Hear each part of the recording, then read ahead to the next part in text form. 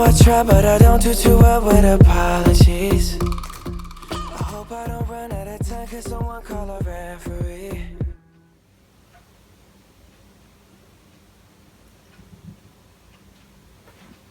Hi there, my name is Anna, and today on the King Bristol Show, we are going to discuss environmental determinism, possibilism, and agricultural hearths. I will break down agricultural hearths, while my partner Sutton tackles the rest. Sit back and learn our little something.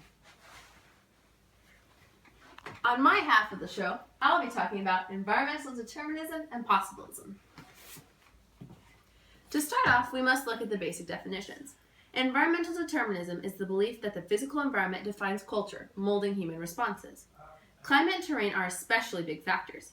According to this belief, how humans react is predetermined by their surroundings. During the early 20th century, English geographers favored this theory in order to explain how Britain became a global force. Think about it this way.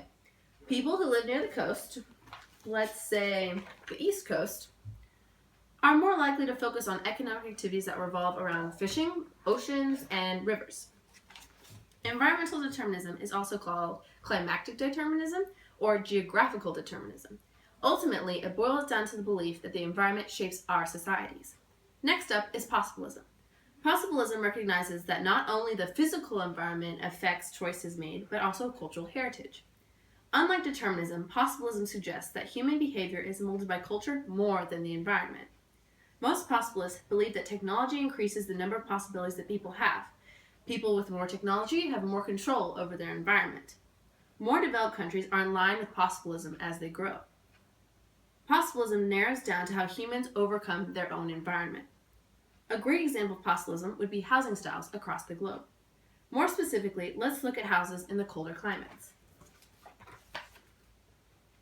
Forms of insulation like heating roofs, A-frames, and heaters make living conditions bearable. In a hot climate, the use of open-air style long housing, air conditioning systems, and solar panels make the best use of this environment. Now that we have a clearer understanding of environmental determinism and possibilism, Anna can help you with the second part of our crash course. See you after we travel the world of agricultural hearths. Are y'all ready to continue?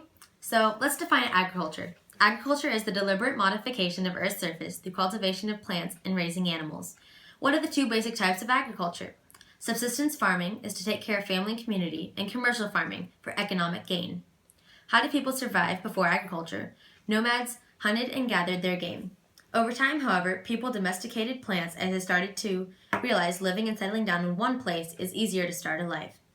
Through obscuration, which is accidental seed growth, they noticed plants grew. This led to the beginning of the agricultural hearths.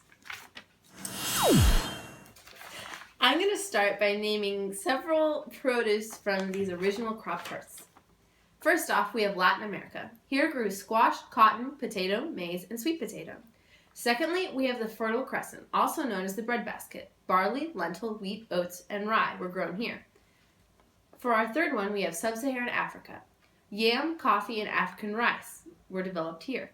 Fourthly, we have rice, soybean, and walnut in East Asia. And for our fifth and final crop hearth, we have mango, coconut, taro, and pigeon pea, all found in Southeast Asia. So now let's discuss the three agricultural revolutions. The first agricultural revolution was located in the Fertile Crescent 14,000 years ago. It was sparked by accidental germination. Characteristics included people started to domesticate plants such as barley, oats, and rye. Results were people started to stay in one place and the population grew and cities grew. Moving on to the second agricultural revolution, also known as the British Revolution. It occurred in the 17th and 18th century Europe.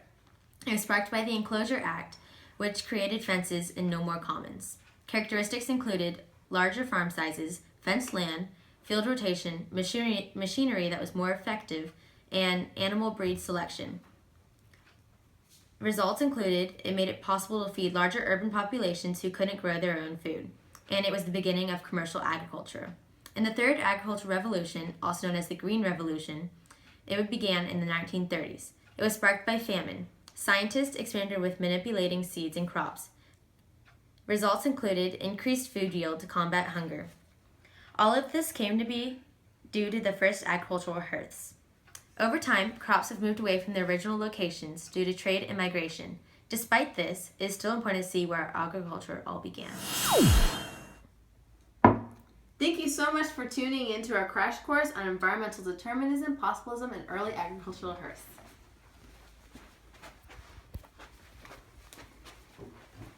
The next time you have a yearning for learning, visit us at the King Bristol channel. See you next time!